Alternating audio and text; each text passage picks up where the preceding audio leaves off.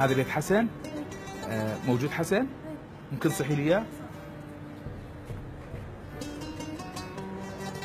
زين لقيناه موجود.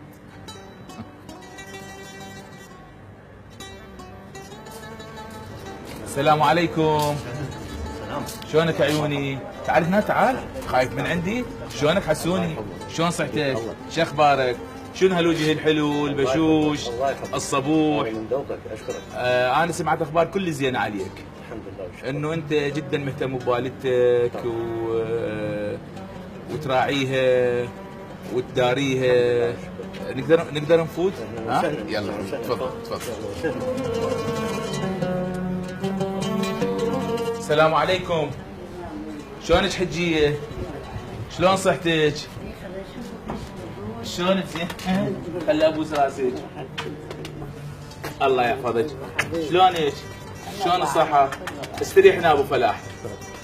احنا عندنا فد شيء نقول انت بايدك تقرر بكيفك تداري امك لو ما تداريها، تكون بار يعني بار بوالدتك او تكون يعني شخص حشاك عاق. يعني كثير من الناس يعني عافوا امهم. ليش تبكي؟ ليش تبكي؟ اي طبعا انت تدري هسه شنو المفروض تفرح. حسن انت ليش تسوي هيجي؟ هي دنيتي كلها، هي امي، هي صديقتي. الله يحفظ لك اياها، الله يحفظ لك اياها. وكل هذا اللي اسويه قليل بحق، ما ارد لها جزء يعني كلش ما يعني ما مسوي لها شيء، كل هذا وما مسوي لها شيء. ما تضوج ما تتعب؟ بالعكس. اه فخر الي. فخر الك. فخر الي.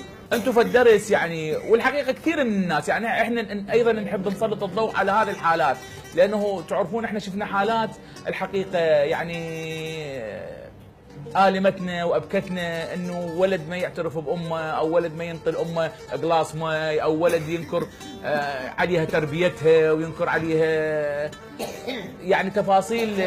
شو تقول لي للحسن والمسجات؟ شو تقول لي لهم؟ الله يطول عمرهم ويخليهم وعيد.